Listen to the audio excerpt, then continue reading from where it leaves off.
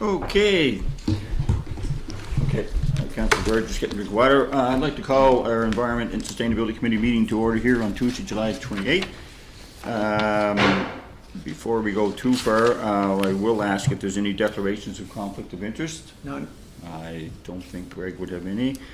And just before, we'll do the approval of the agenda first, if I could have that, or is there anybody got anything to add? Mr. Chair, if I could, I would like to add one item just to discuss on transit bus purchase. There's an increase to one of our costs on our large full-size buses. I wanted to review that with committee. Okay, I have no trouble adding it. Is that H? Yeah, that would be H, yep. Okay, and I have a quick report here that I'll add to that. Okay, thank you. So you'll have to ask if that's, Yeah, I'm just going to ask them, yeah. So, all those in favor of adding that to the agenda? Aye. Okay, all in favor, great. Approval of the minutes for May 26, 2020. Moved by Terry Bernard, seconded by Councillor Julie McCabe. Any business arising from those minutes? None. See none. We will move into reports, discussions. Before we go too far, we do have a guest today. So our A is on invasive species. Barbara, just for comfortability, how about we all introduce ourselves to you, and then you can introduce yourself back to us and carry on. So I'm Chair McLeod of the Environment and Sustainability Committee, and we'll just go around the room. I'm Katrina Crystal. I'm acting as the Sustainability Officer. Jessica Corpin-Gorel, we spoke on the phone, the Forest and Environmental Officer. Greg Rivard, Councillor. Ramona Doyle, Manager of Environment and Sustainability. Julie McCabe, City Councilor. Terry Bernard, City Councilor. Philip Brownberg, how are you? Okay, so Barb, I believe you have a little report to give on invasive species. And you have the floor. Thank you very much. So I'm here today at the invitation of Terry McLeod to present a method to control Japanese knotweed that is inexpensive, simple, and effective, but requires time and patience. To remind you, Japanese knotweed is rated among the 100 worst invasive alien species in the world. I have been reading and learning about Japanese knotweed for the past year and a half. In April, I had the great luck to speak with two researchers specializing in invasive plant species, one in Wales, one in Quebec. Before I continue, I just want to say that I'm fine with answering questions during or after the presentation. I'm not sure if you have... We'll probably let you try and get as much as your report done, and we'll absorb and then ask the questions, yeah. Okay. So, let's see how this works. All right, so this is a diagram of the Japanese knotweed life cycle. Many of you are probably already familiar with it, but essentially what it shows, I'll go towards the very end, those red buds at the bottom in the lower right-hand corner are what come up the next spring, those red shoots. And then it goes to its full growth. This is not indicative of PEI, so our season is a little bit different. Full growth is probably, we're getting close to it. And when it reaches its full canopy, that's when the plant starts absorbing all the energy from the sun back into the ground. So what we are aiming to do is to prevent those little red buds from forming. So we don't want that energy to go back in, because that's how the plant spreads, is through its root system. And the reason Japanese knotweed is so invasive is its ease of spread and rapid growth from a deep rhizome system. And the challenge here is to prevent new buds from forming. I should also mention that spread occurs via plant fragments and not from seeds. So while the flowers in August, thereabouts, may have seeds, that's not how the plant grows. And I should also add that fragments as small as 1 centimeter can form whole new plant colonies. Get my mouse here. Whoops, sorry. All right, this next slide is more of a scientific one. This has been devised by Dr. Daniel Jones at Swansea University in Wales. He's the one I spoke with back in April. And while it is rather scientific, it shows the different stages that they've discovered about the plant. And the first two stages describe the plant's emergence and growth in spring and summer, and that's called source. So the plant is taking everything from the source up. And the last two stages describe the plant's drawing in the energy through its leaf canopy into the rhizome, and that's the sink, and thereby expanding its storage capacity, which then leads to the spread of the plant. So this is the map you all have, and the reason I asked Ramona to distribute it to you is because the next 24 slides, or more or less, will refer back to these addresses or to these properties. So as you can see, the orange line is the infestation along Upper Prince, and I say Upper Prince only because that is really where the bulk of the growth is. And I did a quick walk around on Sunday at the lower end along Summer Street, and basically where the arrow ends is essentially the limit of the growth. And at the upper end, that was pretty straightforward because the house in the upper right-hand corner built a garage and concreted all around, so there's not much left there. The red and blue color scheme, you could probably guess already. The red are the properties that have the massive growth and where no action has been taken so far. And the blue properties are the ones where the control method has been applied either very recently or longer ago. So I will start with my property at 127 and try to sort of go in a logical order, just so you can see what we've been doing over time. I may go rather fast because of the time limit, but every slide has enough information on it. So this first one, this is the first one that I covered, and that's at the back of 150 Upper Prince, which is on the other side of the fence. And that, as you can see, was covered in autumn 2018. This is the back of the fence, the back of the house at 150 Upper Prince. Sorry, I keep pressing the wrong thing here. And this is the side of the house. So you have the infestation on that side or the plant on that side and then infesting into 152 Upper Prince. And the dates on the photos are not necessarily the dates that certain things have happened, but they are the dates, obviously, I took the photos. So you can also get an idea of what the situation was at that time. So if we go to the front of 150 Upper Prince, just to continue along that road, this is the front of the house, the side.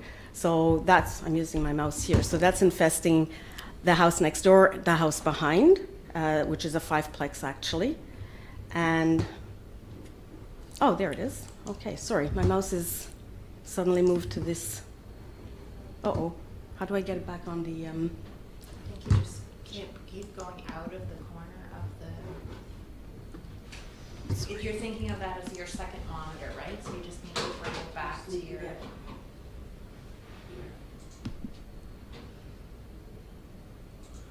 Okay, sorry about that. So, and this is the other side of the house of 150 Upper Prince. Again, it just shows the massive infestation of Japanese knotweed there, and that's infesting the 5-plex, my yellow house at the back, and the house next door. And that first photo I showed you is to prevent from that from going into my backyard. This is the recent covering that the 152 Upper Prince did just maybe a month or so ago to try and control the Japanese knotweed growth from 150 Upper Prince. And he's working at going behind the house too with the material that he has. This is the other location in my backyard, which is at the other end of the property. And so again, you can see when it was covered, and essentially there is the growth on the other side. The massive root system was in the corner there, and there's growth on the other side too, and that has been since expanded. Here I just took some photos at the time just to show the root and shoot system, which really it grows at any depth. You can dig anywhere and you'll find shoots. It's an extremely pervasive plant, and it's just searching and searching for light, and it will get up there one way or another. So these are just these slides here that I had taken. This one here was of grave concern to me, again, at my house along the foundation. On the website, there is about the Japanese knotweed, in which it says that these rhizomes can cause issues with infrastructure and can even come up through pavement. This shoot came up after I had it covered, and I couldn't figure out how it got there because there was no growth from my house to the back of the fence. So I can only suspect that this was from a fragment either from the lawnmower or from a weed whacker, which wasn't disinfected after use because the previous owner probably wasn't aware of the Japanese knotweed problem. And out of curiosity, I just decided to dig, so you can see the shoot and you can see the thick knob of a root or rhizome. And I was curious and decided to dig down, and that's about as far as I decided to go. You can see it's still quite thick, and it was still going straight down as far as I could tell from the shape of it, thereby my suspicion that it was a fragment. And that's when I then decided to dig it up and cover up again. And 3 days later, shoots on the perimeter there, and which were already obviously in the process of growing. So that slab was removed and even more plastic and weights put on to cover. This is yet a fourth location at the back of the vegetable plot. So where that pink arrow is, there was a fairly thick root system there. So I kind of dug it up or removed it and covered it up. It doesn't say there, but I'm quite sure I put a piece of area rug in there too, anything to prevent it from coming up. But it had already been creating shoots in that direction and probably in that direction too, because I ended up this year covering up behind that fence. And so further along the perimeter of that little vegetable plot, I discovered 3 shoots 4 days later. And those weren't the only ones, obviously. And the pink arrow shows where the mother plant is, as I would call it. So that's since all been covered up and will remain so. The garden has been decommissioned, or the vegetable plot, rather. We're now at 129 Waltham Drive, so the neighbors next door to me, I'm over there. They moved in last fall, and I met them, and we got around to talking about Japanese knotweed. They covered it up last fall, and that's the current, as you can see by the date, situation there. Infestation from the back, and they're protected from me because I've covered up on my side. At the other end of their property, we have they've covered up as well, and this area here is of huge concern, because you can see where my red arrows are. That's all Japanese knotweed, and you can check the date, 18 July. That's how big they've grown, because they've never been controlled or nothing has ever been done, as far as I can tell, from cutting them down. And the green that you see on the other side of the fence, it says there, he's actually a tenant, and he decided to start this in May, I guess. My neighbors had told me that he was working on that. So as a tenant, I think that's quite admirable, because it's not his responsibility. So for whatever his reasons or their reasons are. And I'll be just showing, the next slide is the front, so showing from Upper Prince inwards. Perhaps, there we go. So you can see the tarp at the far end, and this is all pretty much Japanese knotweed canopy with perhaps a tree sticking out there. I don't know on which property it is. This was just last Sunday when I walked around the block, and there are shoots coming up along the front part where he mows them down when he cuts the lawn, but it is obviously infesting into that property.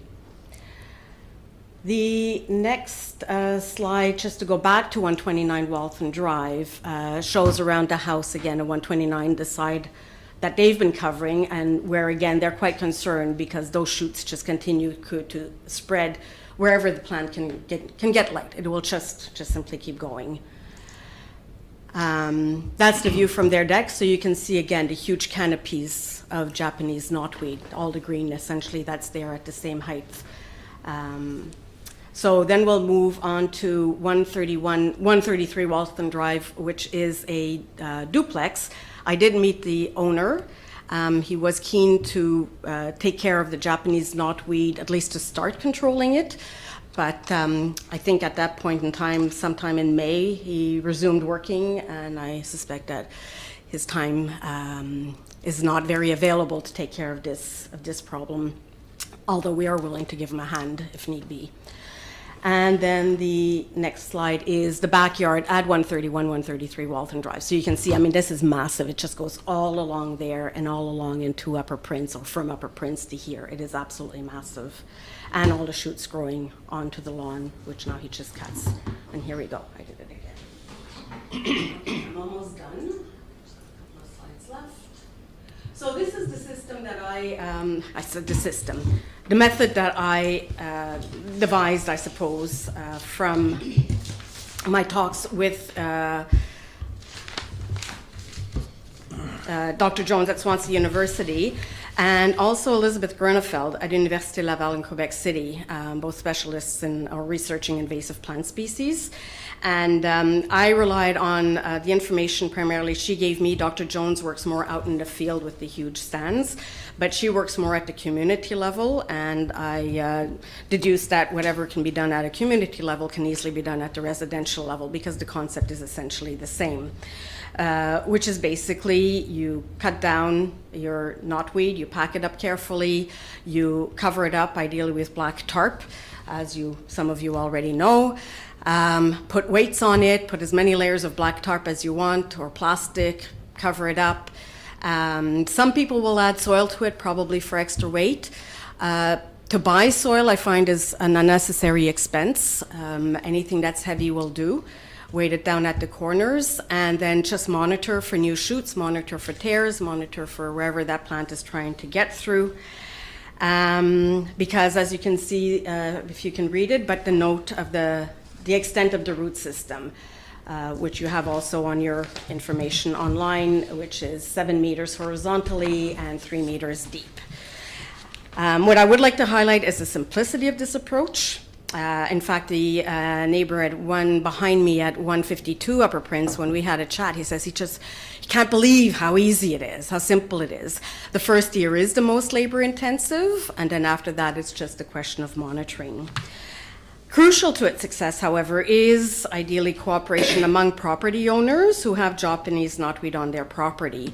And I find our little block is a good one to use because it is delimited by concrete. There are the sidewalks there. Or at least that the property owners understand that covering the knotweed is a mutually beneficial agreement. You cover mine, I cover yours, and we start getting a handle on this. On this problem. My last slide, actually, I only added because it came, I got it yesterday. I took the photo yesterday. I had a clothesline installed in my property, so I had to, and this is from the first photo that I had shown you, the really long one along the fence. Sorry, I wasn't in front of the microphone. So I had to uncover, and sadly, I ran out and I forgot those 2 shoots, but I did bring one for show and tell. That was further along and had come from the property next behind me, the 150 Upper Prince, got a bit squashed along the way. So what this had done is it grew from that property under my tarp and then managed to get back and reach for light and go under the fence back on 150 Upper Prince. So I just sort of pulled that one out to make sure I get the whole bit because we don't want to leave any fragments behind. That's it. I wonder if that would work on Terry and my forehead. There's a lot of work. Might get some growth. That requires a lot more work. So it is working, it is killing it, going through that process. Yeah, I have them here. You can have a look at them. And over time, I haven't really done a lot of peeking under, but a few where I have had the shoots coming up, I would look and see, and they're essentially just ghost white. Not necessarily to this extent. I have a smaller one here that I pulled out, and those, unfortunately, are in another bag at home. I decided to put them in 2 bags. So that's it. So whether it continues along this route or just at some point gives up, but that's, yeah. So that's 1 year, okay. Yeah, approximately. So, yeah, sorry. No. No, I was just wondering any other questions. Any other questions anyone's got? Yeah. Go ahead, Nick. Barb, I just went to the website here, Invasive Species Council of BC. I'm sure you refer to them, right? Yes, well, their website was down last, well, it wasn't down last year, it just wasn't accessible. Yeah. So they talk about how this affects property value. Yes. What's your concern about it? Like, I just noticed that Well, yes, that some raises, bankers will not give a mortgage if they know if it's infested by Japanese knotweed. weed. Here on PEI? No, No, it's no. just in this article that I'm reading. Yes, so because it's such a huge issue in England, virtually every county in England has Japanese knotweed removal companies. They've made a business out of this. And they also give, they educate the landlords, the lawn care companies. It's quite extensive. There's tons of information online. In fact, if you're on Twitter, you can just do Japanese knotweed and you'll just see pretty much everything is from England. Is that right? A lot is from England. Sorry. And Yes, so it is a concern elsewhere. On PEI, a lot of people don't know. So when I mention Japanese knotweed to someone here, usually in Charlottetown, perhaps outside Charlottetown, it's either they will either rip their hair out of their head and growl and groan and whatever, curse, or the other reaction is the opposite end of the spectrum. It's like, what? And then when they find out what it is, as my new neighbors did at 129 Waltham Drive, they were hugely discouraged, not only because of that, but for something else, because they didn't know nothing, it wasn't divulged, and it's a bit of a hidden secret, I suppose. The same goes for landlords, where landlords who have property aren't really aware, and I have been in touch with the management company at the Fiveplex next door to me. Details can be requested if so desired. And it says, Mr. Chair, just finally, one saving grace is that even now, Japanese knotweed remains purely a female plant.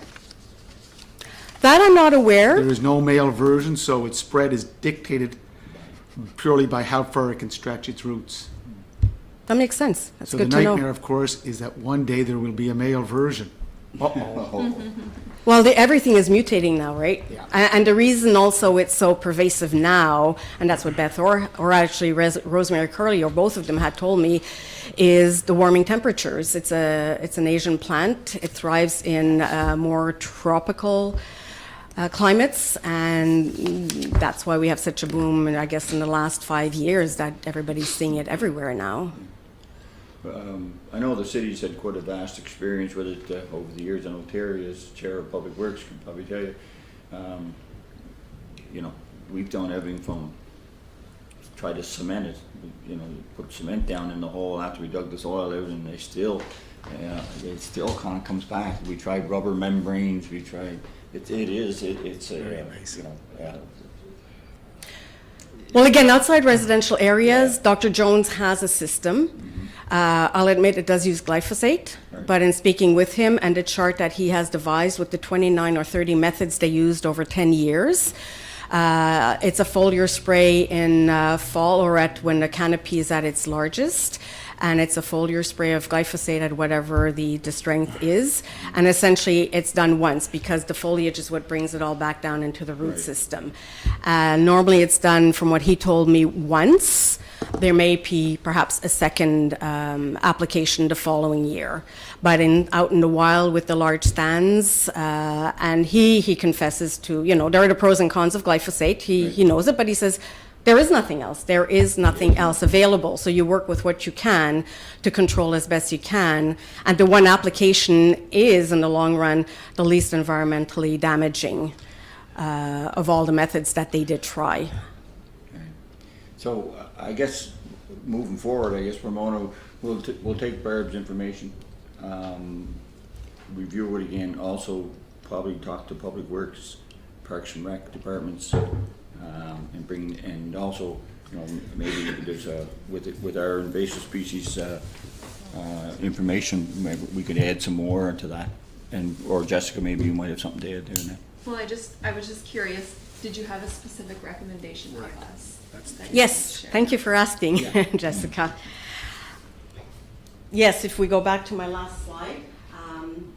this I'm more than happy to share with anybody because it's eminently doable. It's very doable, and that's where the public awareness raising, education of the public, that it's out there. Because like I said, when I tell somebody that's Japanese knotweed, they say, that's what it is. In fact, I have permission from a homeowner on Lower Prince Street who discovered only this year, after living in his house for 20 some years, that he has Japanese knotweed growing, and he did the full thing.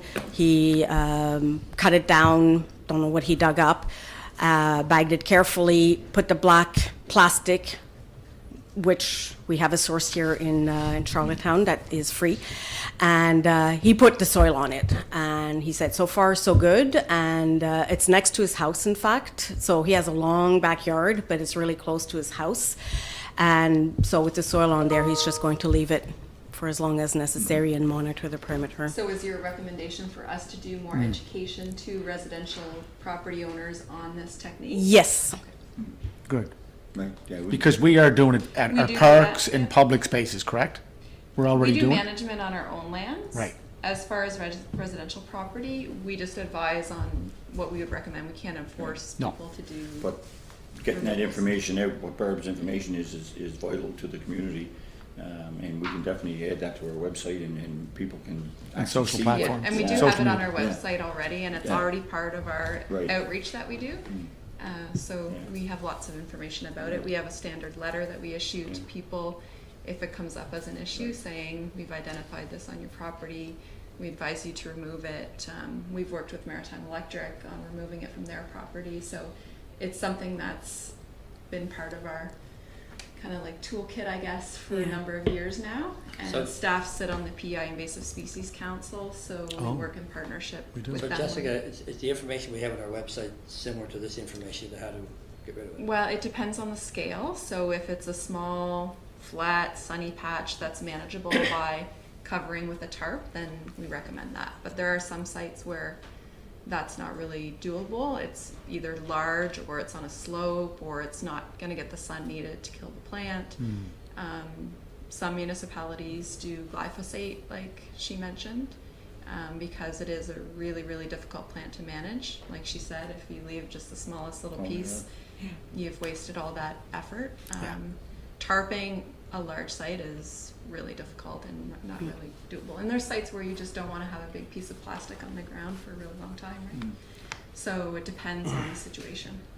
Well, the other aspect is that it says, where is it? In the first part, work on a well-defined area, do a mapping to know how much knotweed exists, and target new growth first, because you want to prevent that spread. Now, going back to the public education, again, because just from my experience in the past year and a half, when I do speak about Japanese knotweed, there are a lot of people who really don't know about it. And I think it would be really useful either if there is a citywide annual information sheet that goes to every mailbox, to every home, to every property owner, with photos or pictures, images, maybe even do a workshop once a year, or a 1 hour something or other on demand, or seminars or something like that.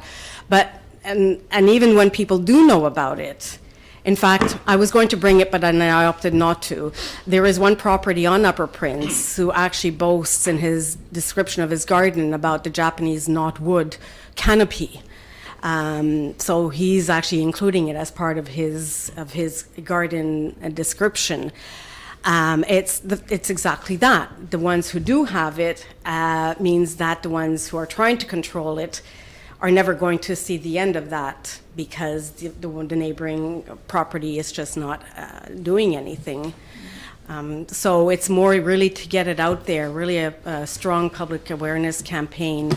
And then also the other thing is, one of those houses, I think it's 158, I discovered is an elderly couple. And when I looked that address up on Google Maps, it shows an older photo, which was beautifully maintained property. They just can't manage anymore. I've spoken to some of my neighbors, and they just cannot. So what do? Like, they have one of those massive canopies all along the fence line in the back. What help, could they be offered to, to control it for the rest of the community. Well, I guess at this point, I guess I'd say, Barbara, we'll definitely, we do put on a few demonstrations and things at Victoria Park and other parks within the city. We could take your information and add that to our list of things that we can see if there, when we could advertise it as a something that someone would be interested in coming to, and if there's some numbers there, then we would definitely do a presentation, probably, right? If there's not much, it kind of picks certain parts of the city, right? So it's hard to know, but if we were to send out a general in the spring when we go to do our little seminars and things, that we could add that to it for sure. Plus, we do put out a environment sustainability newsletter, Yeah, and we That could would be add- wonderful because it Yeah. presumes that the people who Also would a go report, to I the, think a report that goes out. Yeah. That could be part of the report, because I don't think Barb is going away. It's definitely going to be monitoring what we're doing, Yeah. and I appreciate that. And it says here in this article that if the introduction of the male version, then you get into seeds, so seeds spread throughout the yeah. by Yeah, and that would be airfall. something to prevent too. But just to go back, Terry, to your agreeing to do these seminars or incorporating whatever the information is into these seminars, that presumes that the person knows what Japanese knotweed is and what it looks like, right? And therefore, that's why I thought for every door to receive, one page or whatever, folded in 3 or something, where they could see the image of the root and the leaf and the stalk and all of that, because then they can identify it and realize it's not bamboo, which is what I thought when I first saw it. I know what it is now. Any other questions for Barb then? Yeah, Barb, just looking at your map, just wondering, how long would it have taken for that spread to go? I have no idea. It'd be a question probably looking at historical photos. Again, Google Maps hasn't really updated certain street views since 2013. Okay. And That this, right now, this spreads by the roots. Totally. And the root system can go quite deep. Take it from some of the photos you showed. Very deep. And again, like I said, the shoots pop up at any depth. Doesn't matter what the depth is. So it's it's worse than a spider's web. I mean, it really goes everywhere. So did I hear you correct? In the UK, they have a spray that they spray on the foliage and it goes down to the roots? Well, what they have in the UK are the Japanese knotweed removal companies. Right. And they have different systems, different techniques that they use. One is the stem injection, which is not seen to be really very effective, thank you. They have the glyphosate injection sprays, but how they do it, because again, there are comments out there, pros and cons about some of these companies, how effective they are. In fact, Dr. Jones was in front of a parliamentary committee to talk about Japanese knotweed, along with real estate agents and I forget which other parties, and just focusing on what how he responds to the questions would be a better answer to your question than I can give you right now in terms of the effectiveness of these various approaches. Thank you. Any other questions, folks? No. So going forward, we'll talk to our other departments as well, because they've been dealing with it as well, and maybe we can gather with your information and put together in our newsletter when we send that out for sure, and get it on our website so people are aware, first of all, what knotweed is, because you can't really solve a problem until you know what you got, and which is really the gist of what you're saying. Makes perfect sense. Do we have an inventory of the knotweed that we have in the city? I think so, yeah. I think we have an inventory of some areas. We have information as people complain about it or as we notice it, right? So I know, like, as an example, Desperzay area has a population. Well, wherever it's wet, like, especially I have it down like Spring Lane there. It's all in around that area too, in the backyards of all those properties. No, we don't have a comprehensive Yeah, list but of we don't. every- I know this Parks and Rec might have a little idea on their parks. It wouldn't hurt to start tracking it. It wouldn't hurt to start tracking it for sure, because Yeah, as we get calls and Yeah. as we notice it, we track it, but I mean, that wouldn't be a But I think Councillor Bernard is also saying, correct me if I'm wrong, Councillor Bernard, we're looking at our own properties. Yeah. Yes, for sure. Have we tracked it on our own properties? Yes, and we've done Yeah. a lot of management already. So Victoria Park had a population, and I'm speaking like Beth did this work prior Yeah. to me starting. So there was a pretty big population in Victoria Park that now. Desbrizay Park also? Desbrizay is under continual management. Yeah. It's not been eliminated yet, but we're keeping I think So it seems to grow wherever Mr. Wheeler is. whoever Councillor Threel is. Well, it is clear that, I mean, the plant cannot be eradicated, but as I copied here, but what we're looking for is rather a type of extended dormancy where the plant does not grow above ground. Now, I do have two more things I would like to add, if I may, however possible, are educational seminars for real estate agents and for apartment building owners or large multi-home properties. I've been speaking to the manager of the fiveplex next to me. I even spoke to their lawn care person. So far, nothing. And they even have a stand of Japanese knotweed growing under a deck closest to my house, so right by the house, right by the building. The other one is, in speaking with the bylaw officer last year, who helped me with 150 Upper Prince, because I did speak to that owner, who every time I speak with her says she'll do something, but she doesn't. She lives in Stratford. She's, houses in Charlottetown, but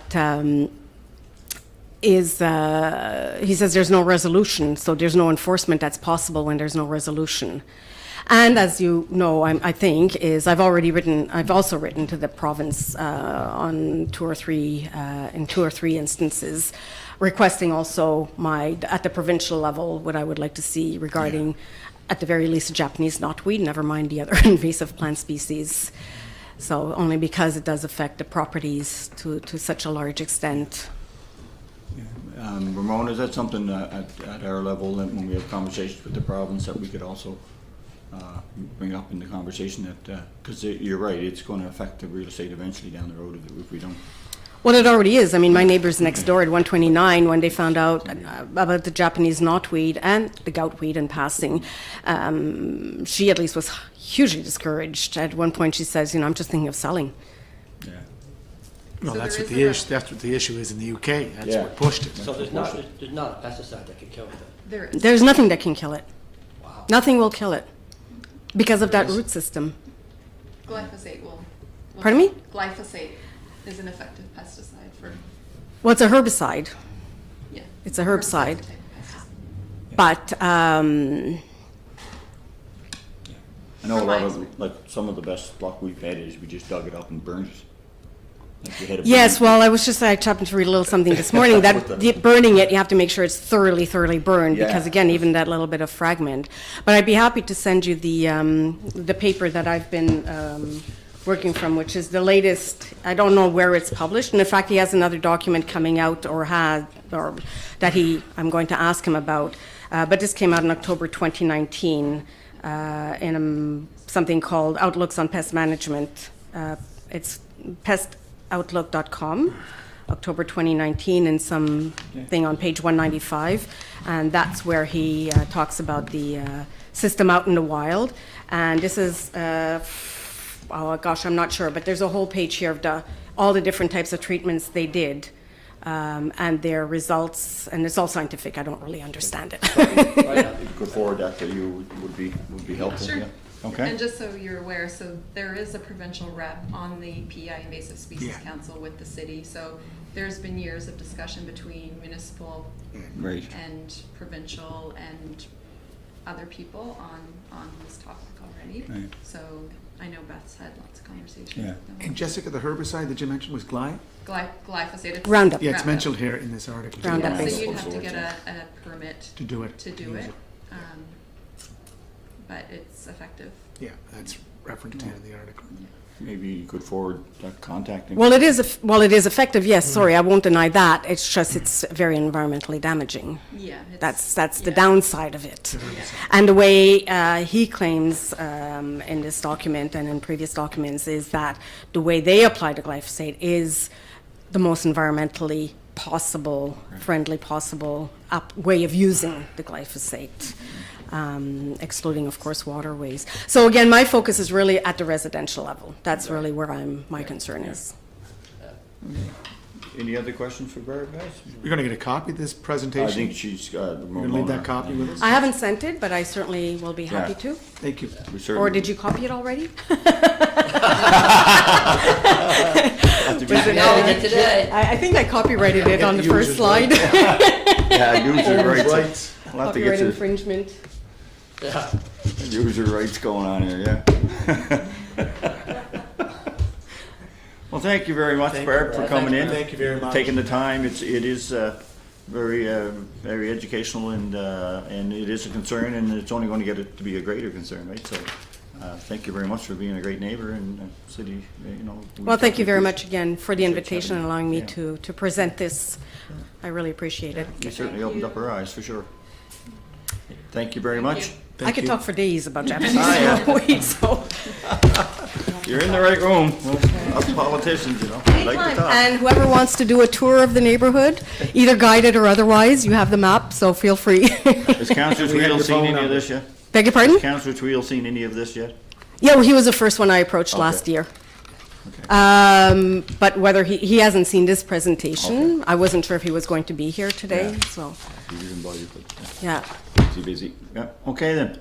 Thank you again. Thank you very much. Thank you. I appreciate being allowed to stay for the rest of the thing, but this pretty much wore me out, so I think I'm going to take a bit of a rest this afternoon and continue working on my property. So now You want to give her a hand there? So we'll probably take a quick recess and we'll let everybody grab their food I could use the washroom anyway. and we'll just eat as we go. salute. Okay? So you should probably, is it open or closed? Everything's open. It's all open. Yeah. So we'll grab our food and bring it back. Oh, I can email you. No, can I email you? It is, yeah, it's 53. Just, yeah. Yeah, absolutely, absolutely. And then I can distribute it, I can save it on a local drive. Yeah, on network drive.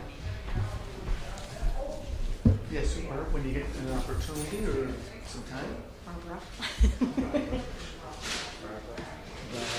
Dilla, like dill pickle. Yes, I will. Things are slow by my last week's project has just been finished, so by Cette next. semaine est finie. Bon, tu as peut-être commencé une autre. Oui. Non, c'est fini. Alors la semaine prochaine, après la longue fin de semaine, je vais organiser quoi. Merci beaucoup.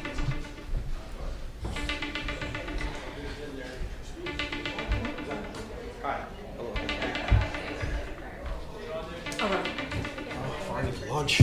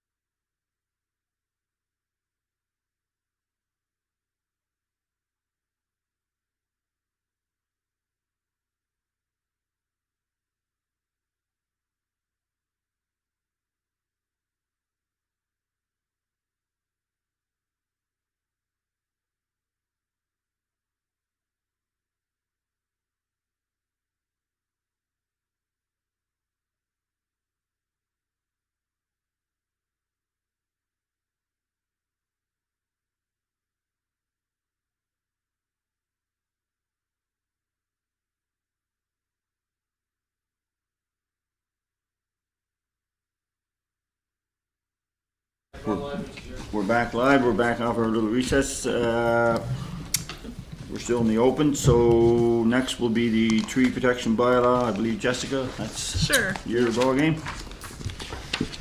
Yeah, so Ramona had asked for a report, just giving kind of an update on the bylaw. So I'm really just speaking to from January until now. So since I started, and so I'll just kind of summarize kind of the report, I guess. Yes, yeah, perfect. Okay. So the bylaw, as I assume you all know, it relates to mostly public trees. So city trees, city right-of-way, city parks, and heritage trees on private property or city property. So a heritage tree is a big specimen tree, 100 centimeters in diameter, and has to be one of 5 species. So red maple, sugar maple, elm, linden, and red oak. And so we did a number of face-to-face sessions with Maritime Electric staff, and those went really well. So now they're sending us monthly reports with addresses of city trees where they've done emergency work for power outages and repairs and things like that. So now we can go and inspect those city trees to see if proper cuts were done or follow-up work or care is needed to those trees. So that's a new step in the right direction. We've also done internal meetings. So we met with public works superintendents, we met with water and sewer, and parks and rec. And through public works conversations, we decided that the most possible impacts of their work is probably from curbing and sidewalks. And so they've started doing tree protection fencing, the snow fence around the trees to protect the trees from construction and damage to the roots. So that's all very good. And water and sewer, so a step in the right direction there is they're now emailing us as part of their circulation of projects they have coming up, so we can look at that address, tell them whether there's a city tree at that address, and whether there's possible impacts to the tree. So just a question for you. Sure. When you were mentioning it earlier, but you're having a good rapport now with Maritime Electric, and any power outages or whatever, when they cut the trees around the wires, they respond back to you what they've done. So what would the follow-up be? What would that entail? So it would be an inspection of that tree after the work to see, because sometimes their biggest concern is the power, right? They're not really concerned about the form of the tree and the structure of the tree and balance and proper pruning cuts. So sometimes they'll go, and we want them to do the best pruning job, but sometimes they don't. So we do an inspection, we look at their work to the tree, and if it's good, we leave it and it's done and we don't need to do anything else. If it looks like it needs further work, then we work with our contractor or our tree crew to go back and do a little bit more pruning to it. So you would do that on private property? No, these are only city trees.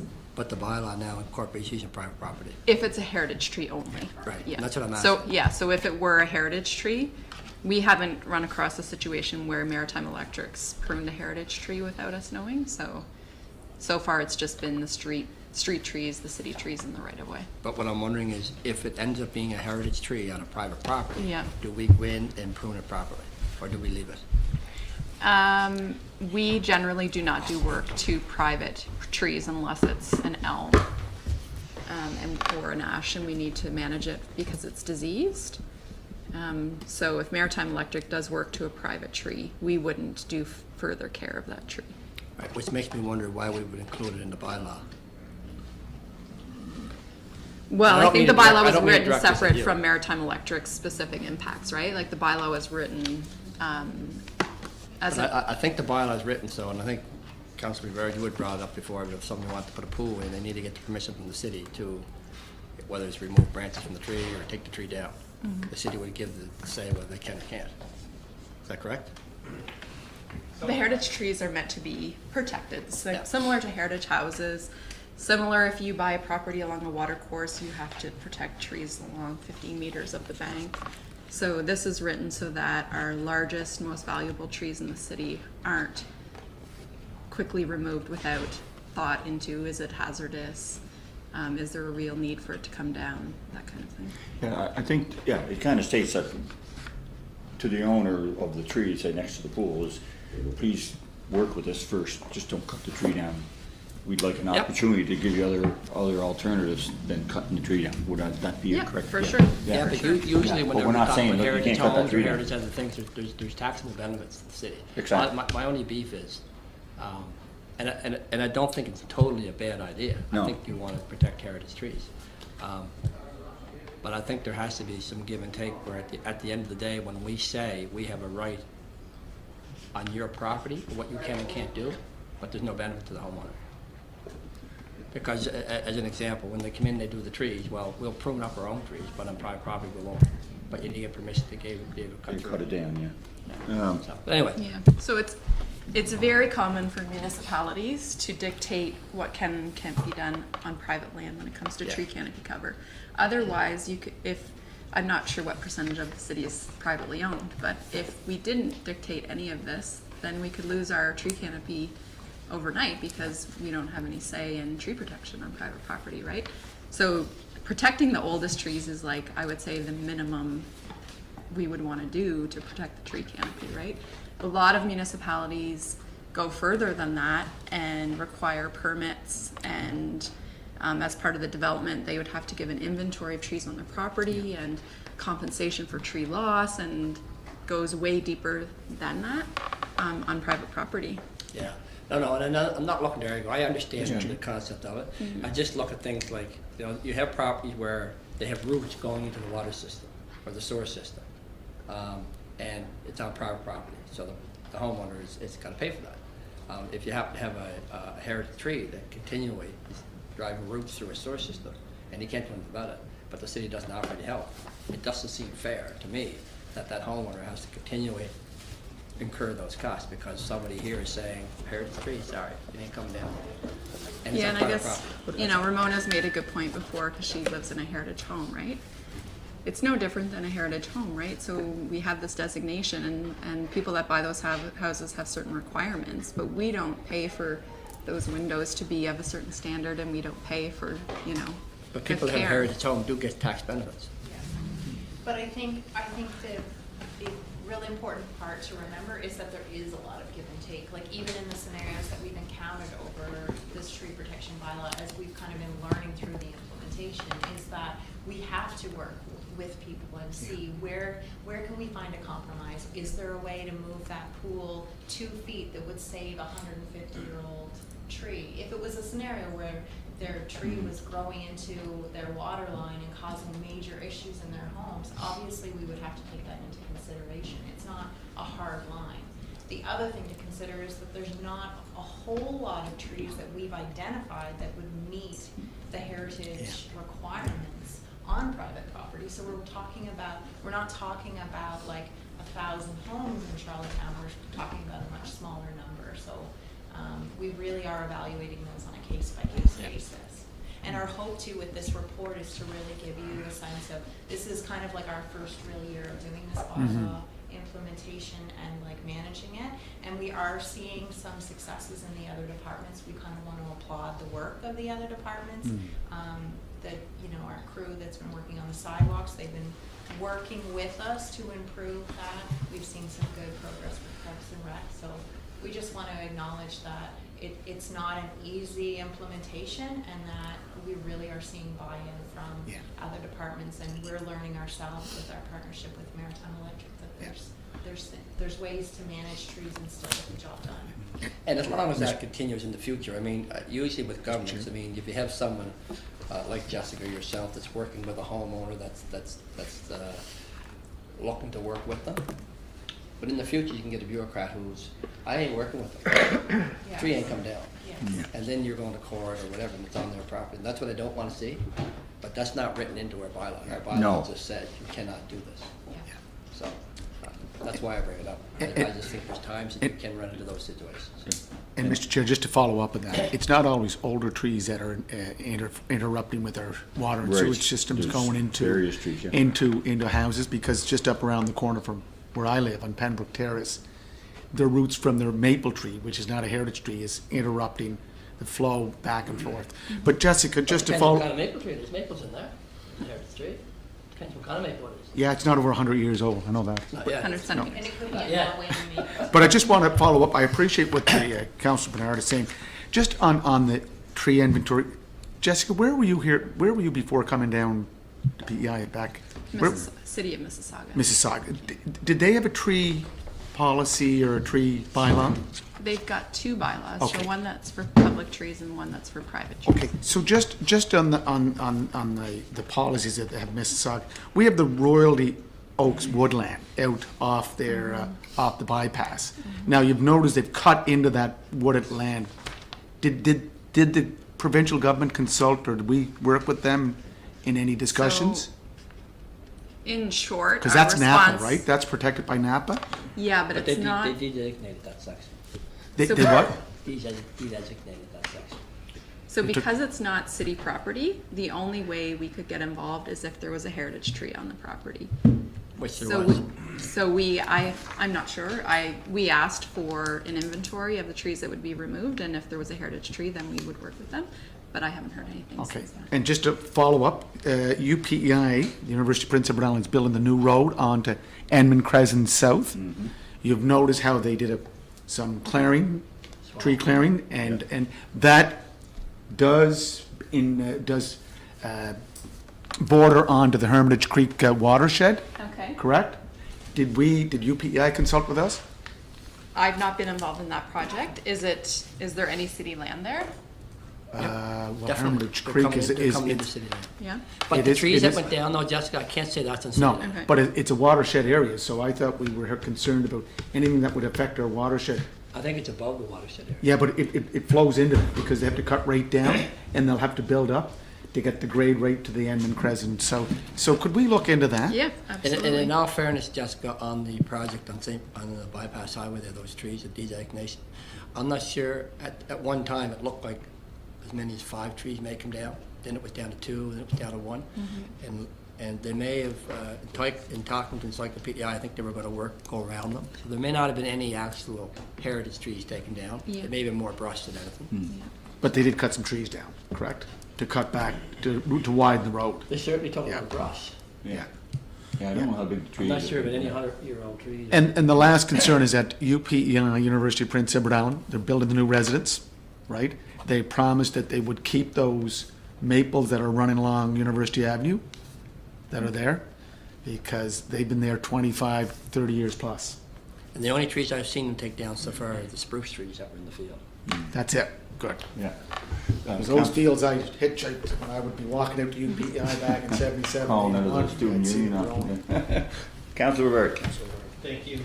Just a quick follow-up to Terry's question, I guess, and Ramona's comment around the number of trees that are on heritage, or heritage trees on private property.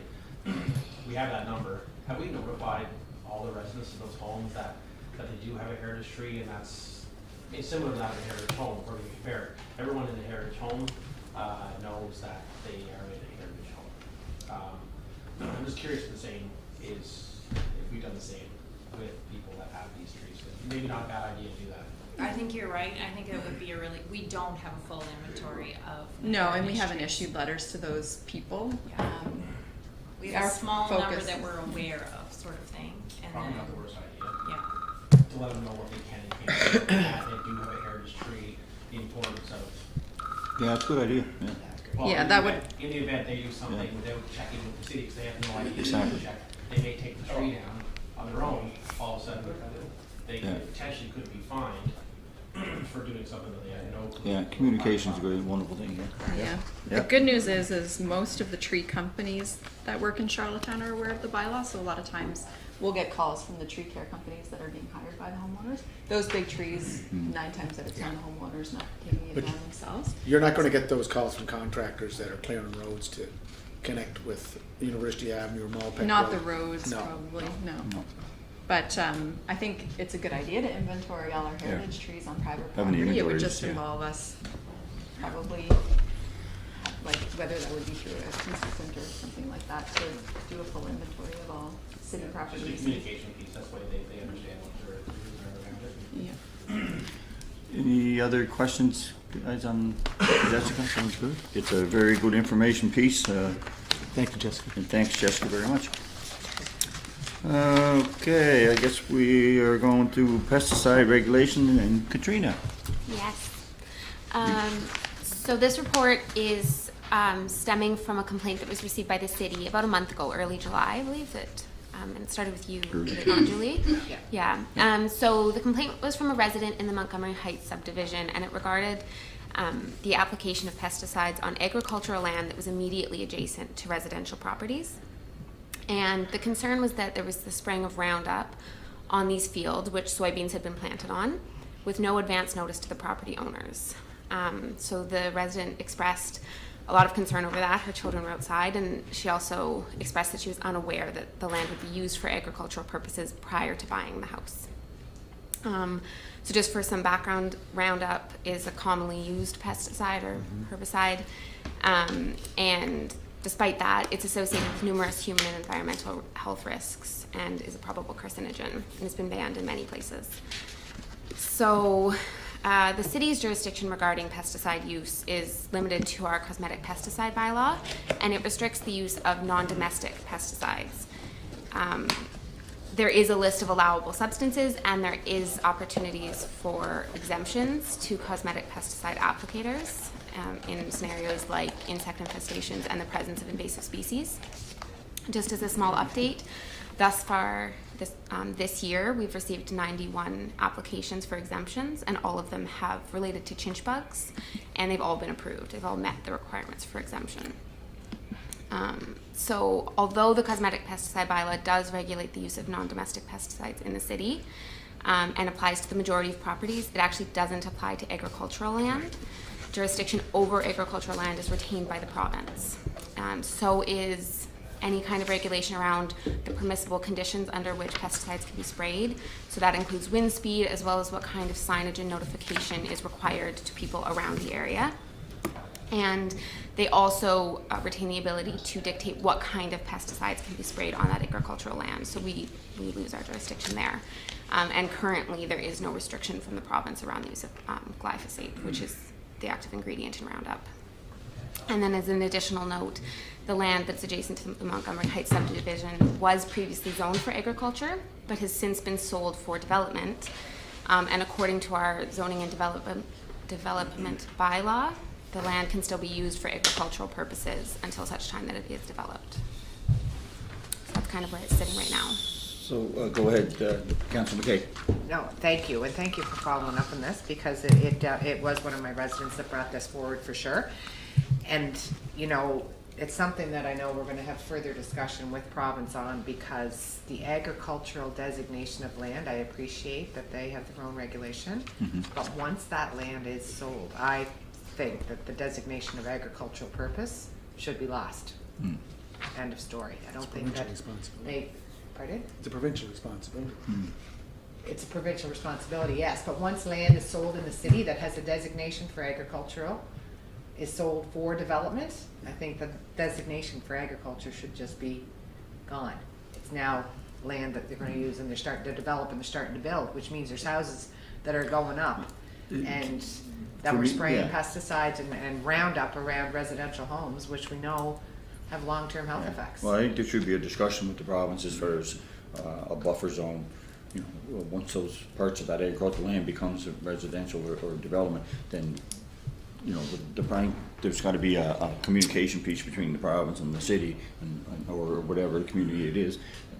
That there would be, just like there is a stream or anything else, right? I mean, that's people's lives that are there, right? That they're spraying this heavy chemical on, and there should be at least some communication piece there. And there is going to be, Yeah, there is a and meeting that's the- process being set up Yeah. for province and city So- to sit down and look at that. So it's kind of a new territory for us, but on frustration on your part, and hopefully we'll, like you say, have some conversations with the province on. How many areas in the city of Charlottetown now besides East Raleigh would have that type of situation? I guess you'd have the area Stuff in there West Raleigh, too. over off Experimental Farm there. There'd be the subdivision there on off Mount Everett Road. They have where Lynn McLaren lives there. But I don't think experimental farms. They're not spraying there. They're not They're spraying out in anymore, I Harrington guess. Farm now, 1,500 acres. I don't know. Yeah, I don't know if there's anything else that's close. I guess There must be some in West Royalty. there's got to be some. Yeah, Greg, what's over in your way there? Any provincial land that's near your subdivision? That's farmed. You up in dog park, but they're not spraying. Yeah. So this is, East Raleigh would be the only area. Yeah. So the meeting you're talking to, what's that, who's that with? So Terry and Ramona are gonna sit in, I believe, with Natalie and her people. They're just gonna call us in, and we're also looking at trying to incorporate some of planning in that too, I think, Greg, with some silt In regards reduction. to Pardon? incorporating planning and what, With the silt reduction discussion. Yeah. Just opening up the initial discussion about some areas that we could be more collaboratively working together. With silt reduction or with pesticide? Both. Both. There's two separate topics, so, So when is the meeting booked? no. She's gonna get back to us with a date when she can get her people together. Right. So the So this was a province, silt reduction we're talking about for Andrews Pond. That was the initial one that I was trying to, see if we could get something talked, and then this next piece came. So they're both kind of related to city and province not working collaboratively. So bring whoever we need to get to start talking about some of these discussions. Okay. It's good, it's a good discussion to have, for sure. Yeah. to your comment, Terry, the province doesn't have a requirement for a buffer for spraying agricultural lands. They can spray to the property line. Yeah, that's right, but I'm saying there should probably be, though, some consideration given to homeowners and development. I mean, you know, just, I think it it's would really not agricultural land anymore, is it? Easier for them to just drop the designation of agriculture than Yeah. start putting regulation in for buffer. There should Because be then you're some. getting into provincial issues with, like, there's been a lot, this is not a new conversation. Yeah. I was going back to look at stuff, I think back in 1985, they were talking the three levels of government about some of this stuff looking forward. I just think if we, you know, at the end of the day, if there's buffer zones to protect fish in streams, there should be a buffer zone to protect humans, and then I think I that's. just don't think they should that's stay around up in you the know, city. Yeah. Unless it's for knotweed. Councilor Bird. For what? For Unless it's for knotweed. knotweed. Yeah. keep in mind the challenges with, if you have an agricultural land, and it's been agricultural land for Whatever. how long, and all of a sudden, you develop up to it, there has to be, you gotta be careful on rights as well. I mean, just because the developer comes up and builds next to it, all of a sudden it feeds negatively onto Yeah. the farmer, whoever had it.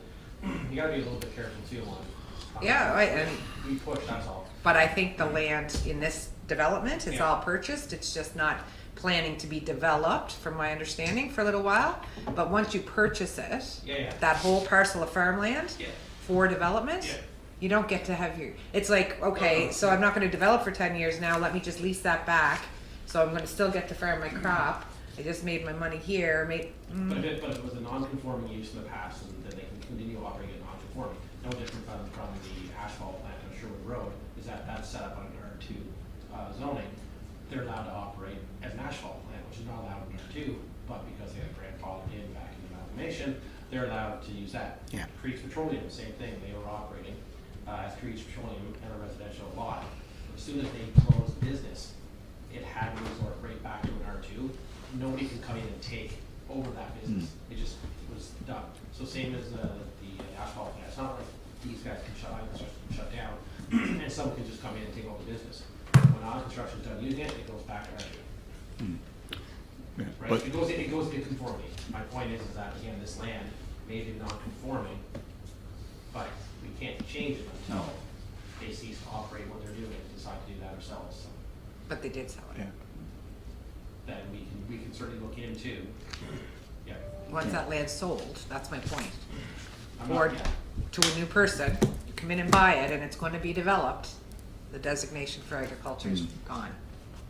Yeah, I think what he's saying is that that's not always the case. Well, it could be family, the Creeds was passed down family to family, I'm construction believes, it's just, I don't know if there's a relation to it, so I don't know the ins and outs, I'm just saying, talk about non-conforming use. Yeah, think- so good discussion. I think it's important that Greg would be involved with that because, you know, like you say, what did the new owner, you know, what was the agreement he had? You know, is he leasing it back to the landowner again, you know, to the farmer again, to the Yeah. farmer? But If then so, if that's the case, that's it's the still case. agricultural land. It's still agricultural It's land. It's agricultural Right. use, so it's not But- because somebody bought it, that's right. somebody buys some But- land. There's lots of land like that a right now. piece that could be added there would be the communication piece that say, look, we do have homeowners there close by though. Yeah, and that's, Let's, you And know, he at is least if they, invited to the if they were made to promote the spraying, that you should know to keep your windows shut for the next 2 days, you know, that's Or a buffer just, zone. or a buffer zone or whatever, you know, some sort of, let's work with everybody, and that's what I think Julie is trying to accomplish by getting together with all the parties and just seeing what we can come up with and get the full scenario of what really went on there, yeah.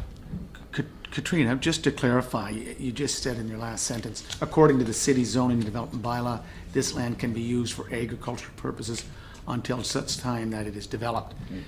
So if we changed that to say that it have to go with the zoning that it's given, it doesn't line up with provincial regulations, correct?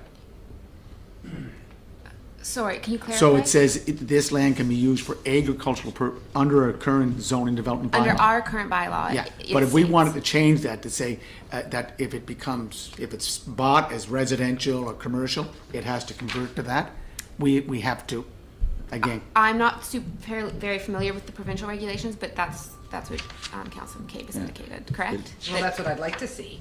even Or, if it's No, under but- so own you're, land. I think the question is right now, would that align or would that? can we change our bylaws to say if you buy for R1, R2, that's what you have to use for. You can't use, My question was, Your Worship, what is the? that's what I'm trying to clarify here. The zone stays on land until it's reapplied for, so if you're going to develop, then they'll. apply Then that's for where the city- And that's where the- If it stays permanent, then they can use it as Yeah. permanent, and just because they apply it, doesn't mean it has to be zoned, they can lease it back to the farmer. But there's land in East Roley right now that's already got subdivision plans. Oh, yeah, no, They're no, farming it. yeah, no, I know. And Yeah, so- but until they Until they actually, apply for the permits, Yeah. that's when it will Yeah. switch over. that's when it would kick But in.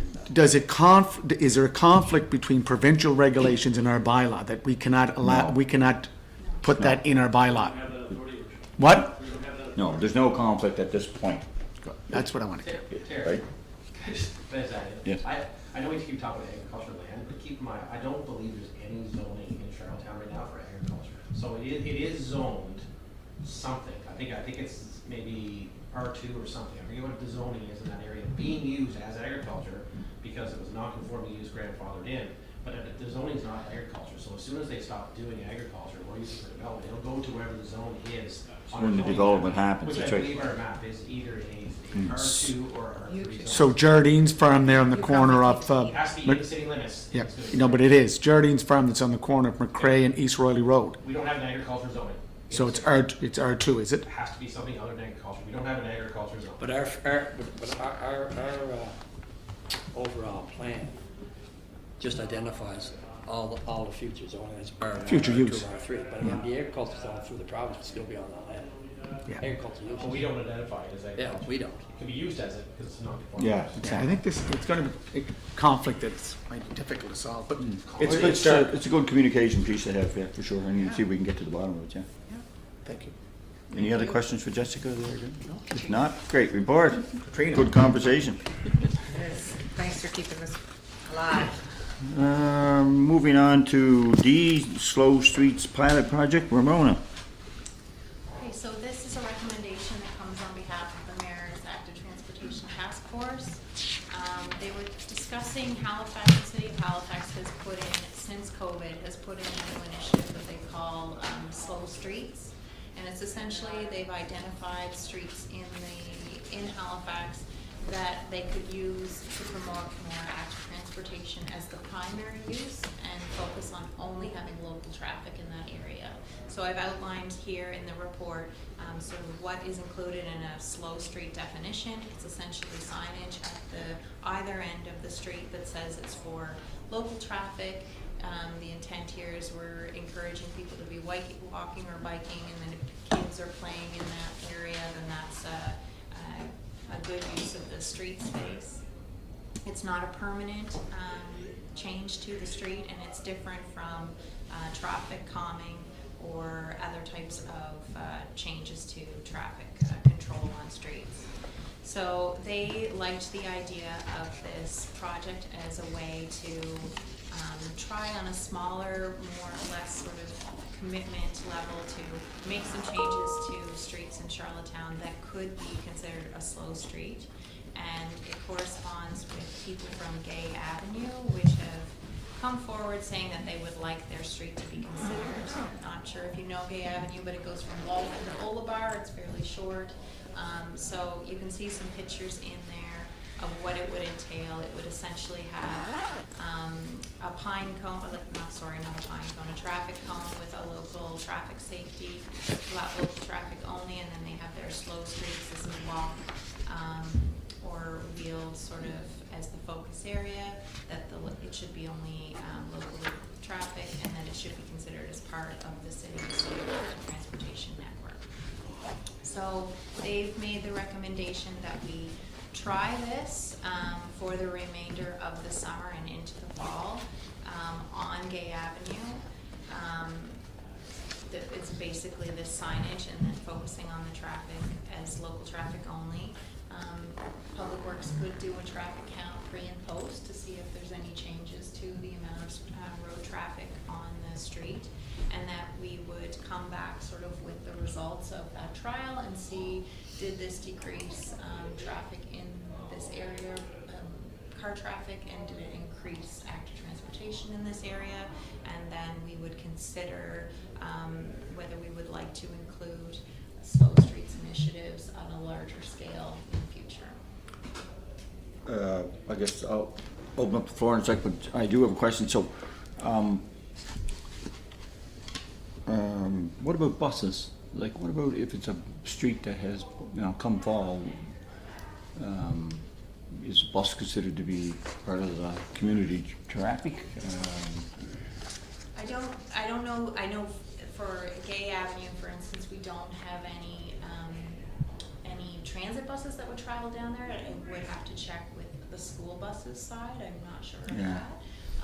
But I do think if it was a bus that was already had that as part of the route, they would have to be considered part of the local traffic under the umbrella of that. I would, at first you think Gay Avenue wouldn't be very heavily trafficked, but there is daycare down there, isn't there? It's on Oliver. On Oliver, but I mean, I'm probably sure they use that to cut through. I'm sure they do. What's considered local traffic? Well, that's a good question. A city road. Yeah, what is City local road. traffic? You can't keep people off it. City road. What their definition of local traffic is if you live on that street and you're accessing, or you're going to visit somebody on that street, rather than using it as a drive-through to get to another location. Right. My point is, and I mean, I read it, and I think it's a good try, but at the same time, I don't want to give a message that other residents of the city of Charlotte can't travel down that road when the taxpayers pay for it. And the other side is, I think I would get a lot of phone calls saying, I want that on my street, because it's a very serious issue with traffic cutting through streets that theoretically are not there. So I don't know if this is a good thing or a bad thing. It's a good thing if it's successful. It's a small little street to try for a short time to Like see it if should only be the local traffic on it, it's a short street. Right. But if it's one of those shortcuts. If people wanted to take this, I mean, if people are gonna do it, it's like the speed limit's 50 and a lot of them do 70. So if they're gonna go through the street, they're gonna go through the street, but it'd be interesting to But the see. element to be traffic calming is to reduce traffic and to reduce speed, so that's what it's all about, is to mitigate that traffic calming. So are speed bumps. Active transportation. Yeah, but to follow up on that too, Mr. Kelly, as you probably know in Halifax, it's also to encourage people to use other forms of transportation, walking, cycling, rollerblading. That's why it's an active transportation proposal. Right, so kind of getting back to my, I'll let Greg go in just a second. Getting back to my question was, how are you going to tell the people that has kids in the daycare not to use that street? Who's going to enforce it? They See? don't do any enforcement as part of the Right. project. It's just a good. They'll just run that barrel over. It's just designated You as should, a, you should- Yeah, More education, like more signage, more. you know. and Councillor McLeod, I'm sure you won't have Carla Bernard, who lives in Gay Avenue, running out on the street to say, you don't live in this street, No. don't be driving. I don't think that will happen. I think that it's just to designate it as somewhere we want to encourage people to walk. Oh, I Ride think their it'll bicycle. work like gangbusters. That's the issue, is are we prepared to take fluctuation of streets? Because I think in my ward alone, I could probably name 10 streets that'll be calling me tomorrow. Yeah. That's what we want on our street. We want that, and I'm sure we're all gonna see that. So I just wanna make sure what we're opening here is what we're prepared to take on, because I think you're gonna get a lot of calls for people to say, Or hey, I like that criteria idea. of what streets would make a Yeah. slow street. Good point. Right? Good Because point.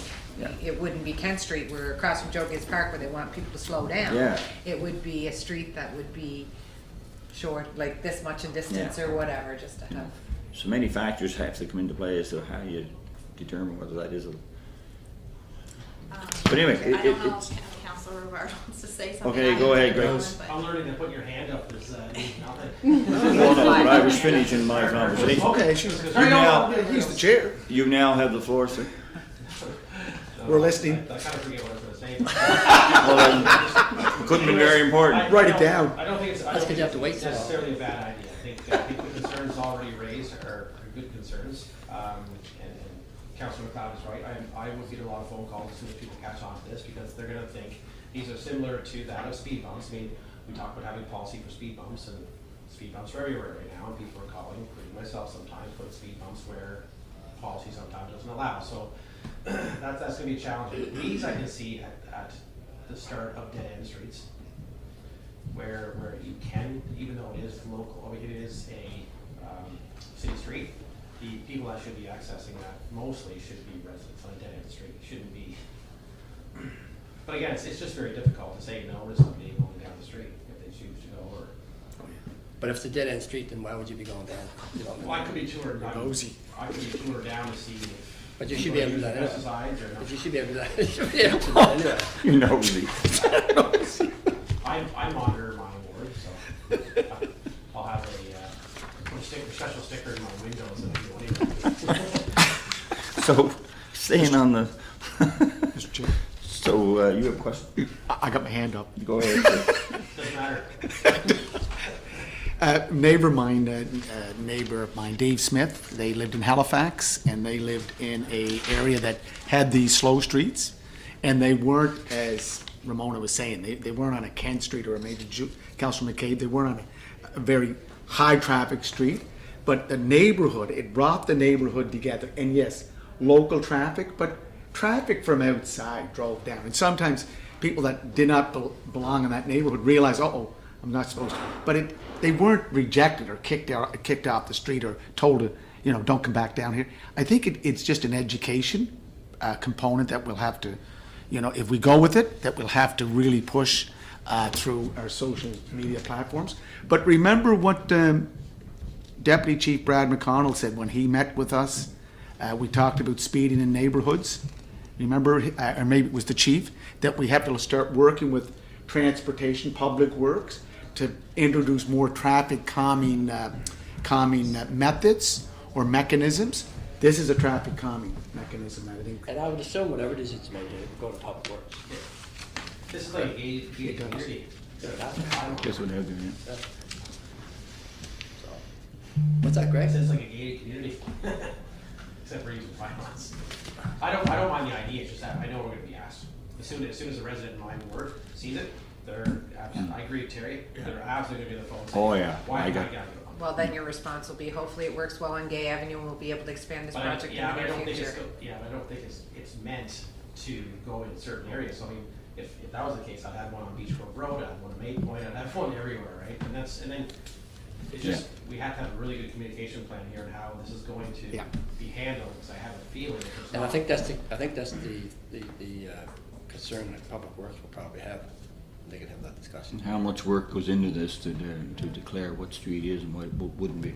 seems easy. Yeah, I think we'd have to really be careful. I Yeah. share the same concerns, because I could see a lot of calls, and I know that there are a lot of people that would want something like this. I think we really have to think of it as, we're just testing, It's we're doing right. some traffic counts, we're seeing what the influence of these signs are, and we're not making any commitments to the residents of Gate Avenue, even that it would continue in the future, or other residents. It's a test to evaluate, is this something that we could consider as part of our overall plan to manage traffic?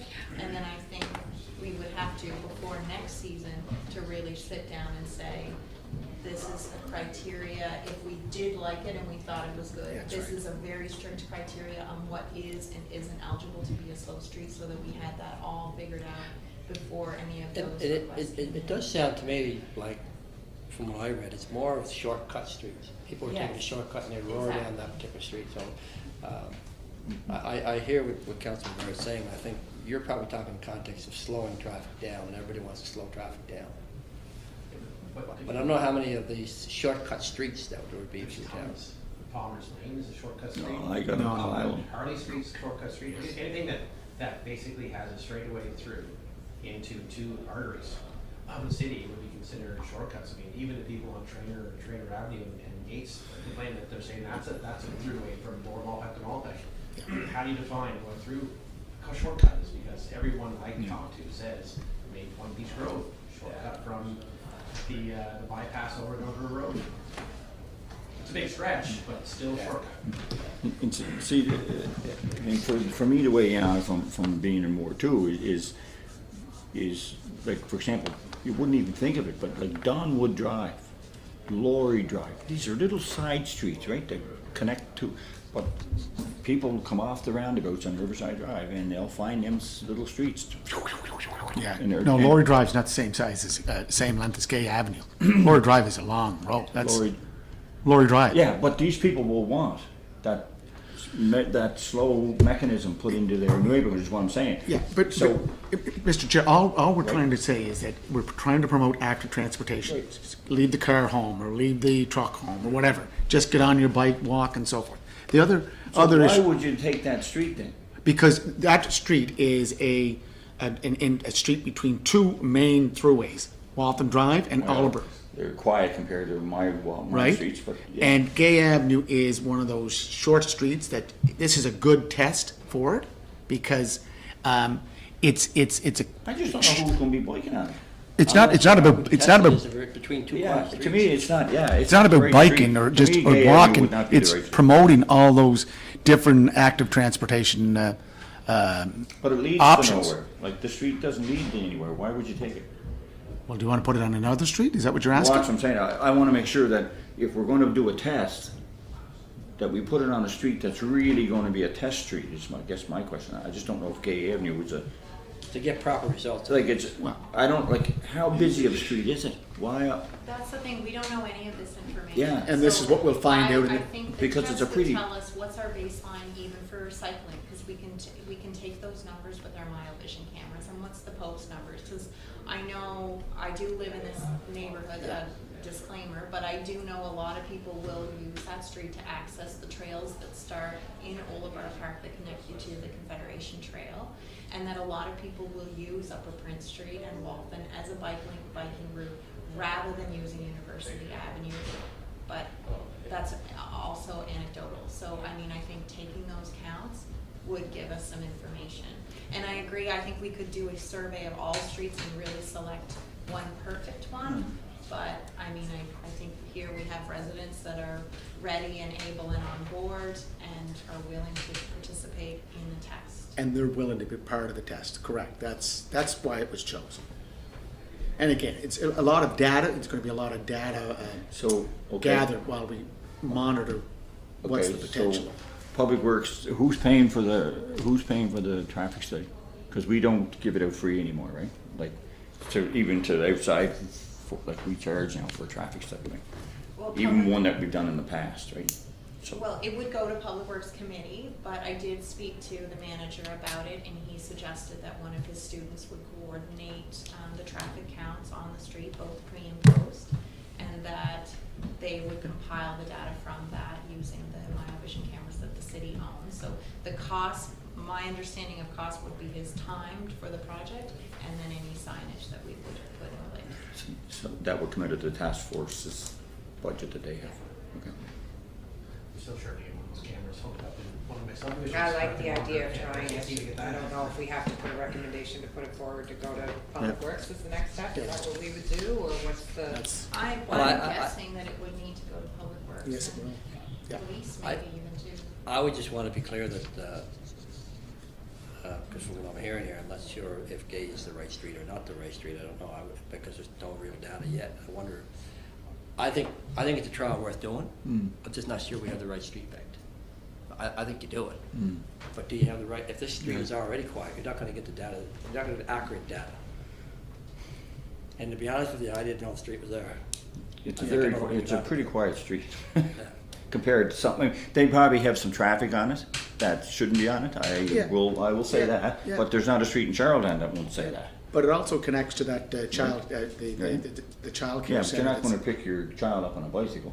No, but Right. there is traffic going from, There's access there's access, you don't need to go down Gay Avenue to get to the childcare Yeah. center. No. It's one way to get to it. Right, but that's probably Is where the Gay a one-way traffic, street? No, it's two ways. it's two-way. It is, okay. it's not a very big street. Public Works Committee to. Yeah, so we- Find the appropriate road, Yeah. it's not on that, to find the appropriate roads for test. Well, I think we already have a street that we can start testing right away, Gay Avenue. If there's another street within the city of Charlottetown that has the neighbors and the homeowners that wish to participate, they can be part of the study too. Well, it's not clear to me, Your Worship, why Gay was picked out in the first place. If it's not very busy, then your data's not going to be real accurate to move this down the streets. Why would you use it in a street that's a problem street? I don't know that. No, so that's what they'll find out. Yeah, but I don't If know. that's the one they recommend, then great. But I think Public Works would have a good idea of what streets that could be used. That could be, because they would get the most complaints probably. What's that? I would think that if we, let's. Can we forward this to Public Works? Well, we gotta change the report here. It says, approve a pilot version of a Soap Street initiative on Gay Avenue. So we would want it to say upon. Gay Avenue and another street. And Public Works to review. I mean, it's Public Works who should review this before we approve it. Yeah, but I agree with the pilot. Yeah. And I think Let's go move it with on that. to Public Works. The idea of slowing down traffic is anything we can do is And good. promoting active But transportation. I like to have it on a street that's, I'm looking at the map here, what would be the difference between Gay Avenue and Hillcrest Avenue? Both the throughways from the same two streets, same length. Summer Street, same length. Hillcrest, you would have half the people living on that street. No, I'm just saying the It's a streets. small three street, streets out of four hardly I anyone see here, living they're there. exactly the same length, in the exact same area. Yeah, it is the same length. But remember, in the corner is the Geneva Villa. And Summer Street would be a throughway to Mainway. right? Down to Dairy Queen and It's all that, yeah. Mainway. You can't really close off, I wouldn't think. But I think we're all in agreement of the spirit of what we want to do, Yeah. correct? yeah, with the approval of Public Works. We Yeah. wanna make sure that, And possibly police. and the police should definitely be Actually, that's a involved. good point. And I was thinking a minute ago, police Yeah. should definitely be involved with this. Yeah. Yeah. But, I just, how do we move forward then? It's 'cause- You know what, the police would have all the data. They Yeah. would have, that's a good point. The police, and, I would be talking to the police and Public Works, and they could pick a street. And it may be that one and another. Yeah.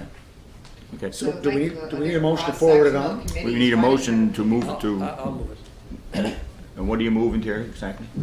What- That the trial goes to Public Works and Police for their input Okay, and recommendation. Could you actually just have it maybe a meeting between the three departments, even with the chairs and the managers, and then come back with a more Well, Public compromise? Works meets tomorrow, noon hour. it'd be too late to get it, What? too late to get it on the agenda, is it? That's what I mean, to have a separate little meeting. No, 24 hours, eh? the regular meeting will be at the meeting. You can add it to the You can agenda. add it to the agenda, yeah. No, it's not. You're on Public Works. Yeah, we can add that to the agenda then. Okay. So we have a mover to move it to Public Works and Police. For implementation, correct? Yes, second is For implementation, For recommendation. implementation, to implement it. in other words, to implement, but just make sure they find the appropriate street. Yeah. Define the appropriate street, yes. Second. Okay, seconded by Mayor Brown. All those in favor? Aye. Julie, you in favor? Yeah. Good. Okay. that's Thank you. Good, thank you very much. You got that, Cindy? Thank you. Hey, easy peasy. Uh-oh. Terms of reference update, Food Council. That's Katrina. You're on the hot seat. Yeah, so the Food Council has been going now since 2018, so for 2 years. So most of the members' 2-year terms are up for renewal this August.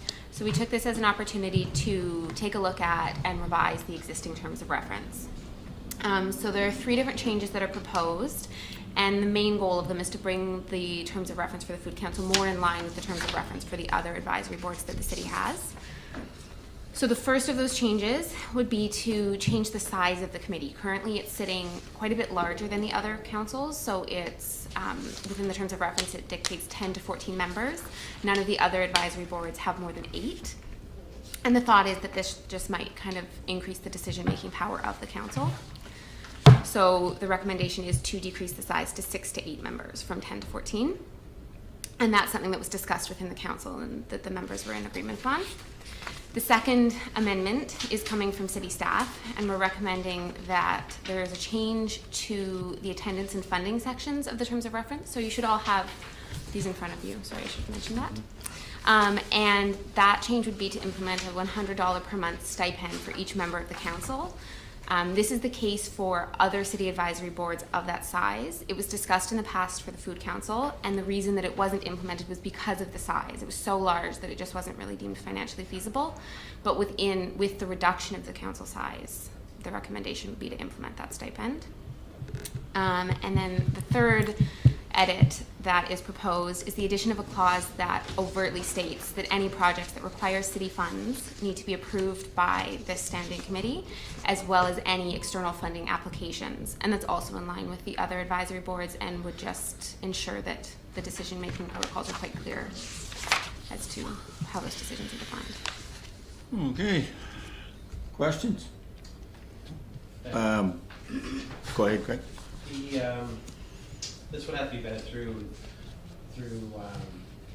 what committee is it? Council advisory. Yeah, correct? Yes. And you have to make a recommendation as well, because I know that we're looking to take an overall look at all. Yes. Is there some Yeah. that we're feeling aren't necessary, or that could be trimmed, or everything else? So I'm guessing this would be part and parcel Yeah. of what If- we do. If in favor, we would probably, the recommendation, Peter, would say to move it to council advisory.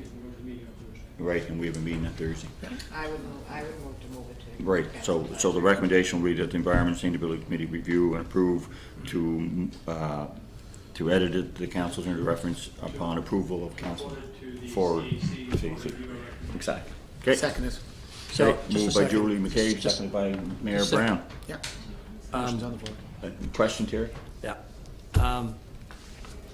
So the council's being reduced from what number to what number? The current terms of reference dictate 10 to 14 members, and it's sitting at 11. That's how many members there are at the moment. And the proposal is to decrease that range to 6 to 8 people.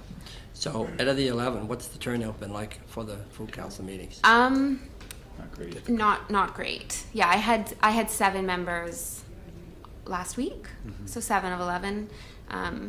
So what's the normal meetings? Like, is it right around 6 I or mean, 7? it has at times been difficult to meet quorum, but I would say on average we usually probably have 6 or 7. So you've been getting 50%. About. And is there a terms of reference for that committee? That's next. Yep, it should be in front of you. We're just proposing some changes to It's it. there with some changes, yeah. Okay. Instead of 6 to 8, can we just say 6? I mean, planning board says 6 members. Yeah. I mean, Oh, there's I'd terms of reduce reference, much okay. Discretion out of it, just say if it's gonna be reduced to 6. It has to be 7, has to be an odd number. Doesn't have to be. Yes, it does. And I think Ramona might want to speak more on it, but it was kind of, they were just a real ambitious volunteer group, right, that wanted to see something done, and I think if that's basically how it gets I started, think right? there's a core group. Yeah, there's a core group. That Yeah. would be very strong. I Yeah. think it's that we wanted to have so many different people and different organizations represented around the table that maybe we're too ambitious in the size. Did you want to say something about 6 to 8? I just wanted to say that I do think a range is beneficial, just in the fact that like members come and go, and if you have a set number, then the rush to fill those spaces might be a bit intense at times, and that I think having a range like 6 to 8. That's just my 2 cents on the range Minimum versus being having a 6, hard. and Yeah, it's not a very if you can large get 8, range. we'll You know, try if and you get lose 8, one yeah. person, it means you can just leave the council as it is. So you have So- to attend, you have to attend the meeting to get $100. Yes, Yes, you you do. do. Yeah. Oh, That's oh, in your That's all the Yeah. And if committees. there's no meeting, then no Yeah. one gets paid. No. So if there's no quorum, there's no meeting. Correct. The meeting would be Not council. 50% plus Yeah. one, but 6 to 8, Then, no meeting. Yeah. no Our meeting. other community meeting group, committees are receiving a stipend, are they? If they attend. Yes. Yeah, it's the if there's a same. We started off at the first of this term, we're trying to get away with stipends and paying all kinds of these groups. And so some get paid, like the planning committee, there's some committees that were dropped. But now we just seem to be reversing and start getting back to paying all the committees again. So part of it was trying to reduce the amount, because it was $100,000 the city was paying to pay out these stipends. So if we had reduced it down to, I think it was 52,000. So then there was some more, there was another committee, but I don't know if it's the cycling one, like, I'm not sure, but there's a couple of committees that had got reversed, and then we started paying them. So I think that's why there's a review that Councilor Rivera was talking about, reviewing all these advisory committees, and see what they're gonna do. And that review is with the council advisory committee. Yep, it's on our agenda too. And I assume that will come back to council. Oh, yes. Oh, yeah, we only make a recommendation. Everything does. Yeah. Okay, so, the motion has been moved and seconded. Any other questions? If not, I'll call for a vote. All those in favor? It's unanimous again. Okay. Thank you very much, everybody. Thank you, Katrina. And I guess you're, You're not quite. okay, I guess you're not going anywhere because project recommendations. Yeah, I was is like, next. you're not done with me yet. Sorry.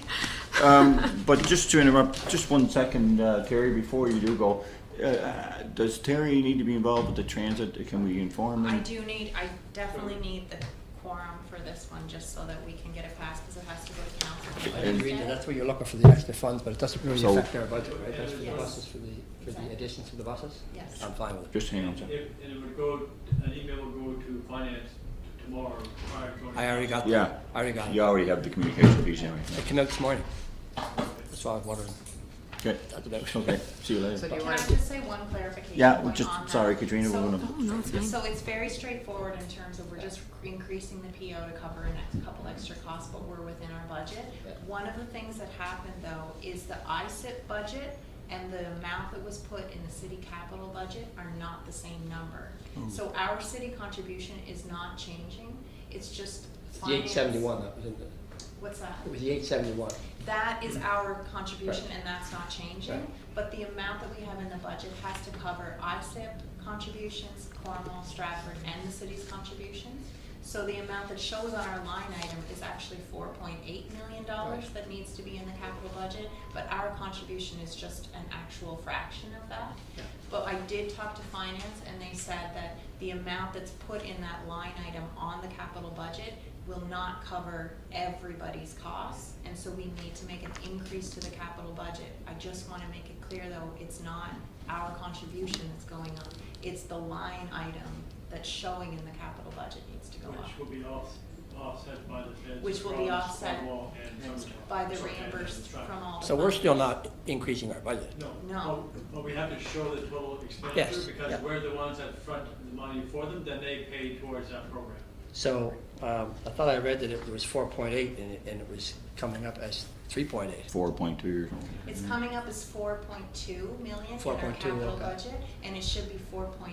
And I don't know what happened there, whether we thought I think that we thought the mini buses was in one account and the full size was in a separate, but we need to have But enough. the dollars are there, it's just where the numbers are. Yeah, and the funding agreements, all the numbers that are in the funding agreements, everybody's contribution is not changing. It's just that there's an error in what's showing in the capital budget, Oh. is the total project Oh, cost. okay, that makes it Right, easy. Yeah. That's not too So I bad. just want to clarify that so that you know that when speaking with finance, that I'm not asking for an increase to the capital budget in That's- terms of actual money allocated. It's It's just, just like a typo, like, Yeah. leave it as a typo, I guess. Yeah, yeah. Okay.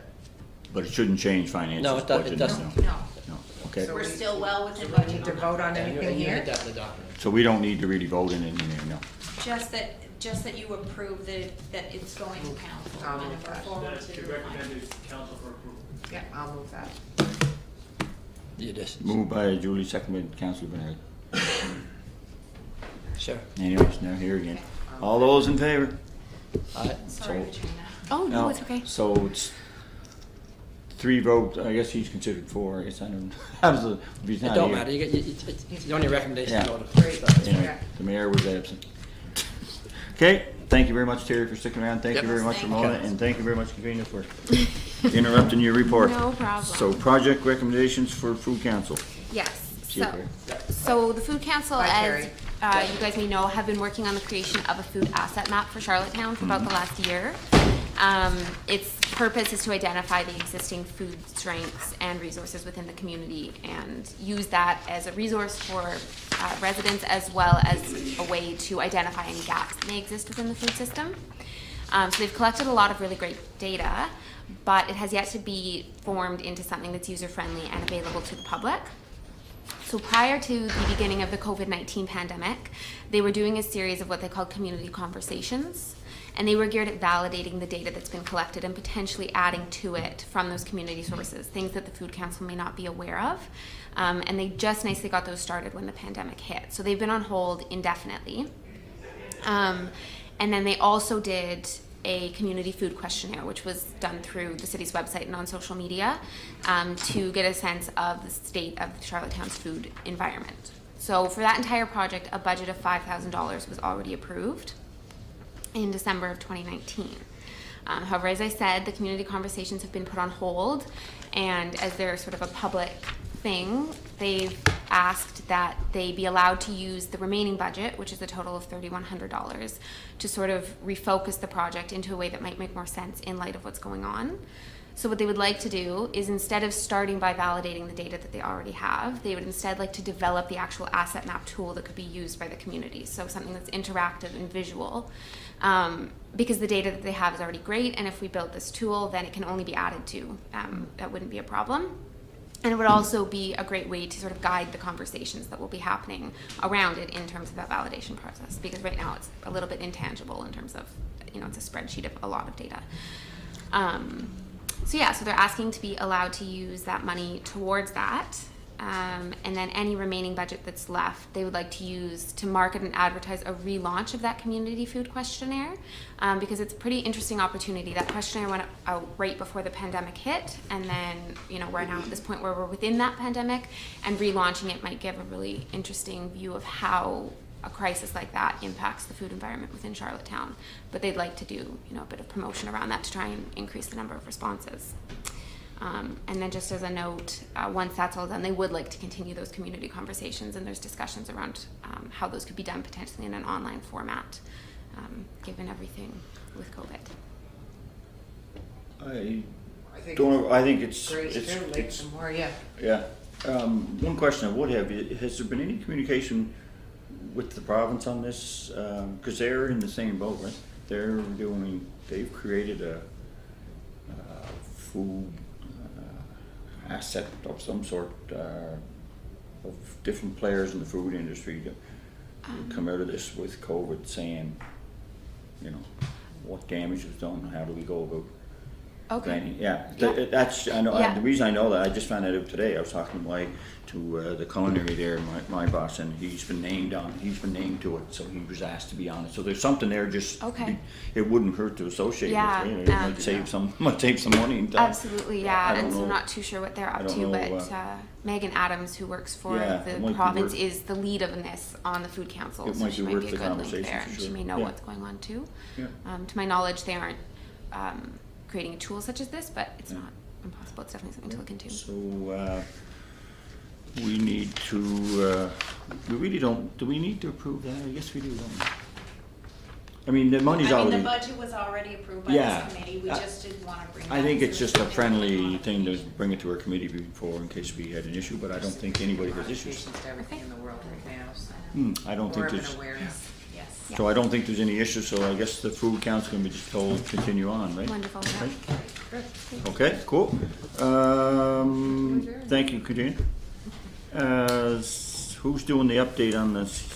That's CUFC? CUFC, so we were supposed to host the Canadian Urban Forest Conference in October this year. Have been working with Lane and Laurel and Tree Canada, and Jessica's involved in that also. So it's a biannual conference. We've decided, after a lot of discussion, rather than trying to offer it online, we're gonna move it to 2022, and we are the successful sort of host of it for 2022. And the intent behind that is that we would like to have an an in-person conference where we can have tourism and bring people into the community and whatnot. So I just wanted to make sure the committee was aware, because that would be a major conference. It'd be for us hard to this do fall. online. Yeah, I mean, some Yeah. conferences are doing that, a combination of online sort of and in-person, but it's smaller in person. but, Cool. yeah. Okay, that's a good update. So 2022. 2022. Okay, thank you very much.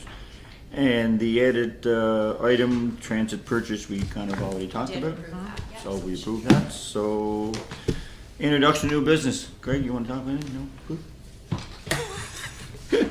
Outside of that, I guess I need someone to move adjournment. Moved by Councillor McCabe, seconded by Councillor Greg Rivard. All those in favor? Merci beaucoup.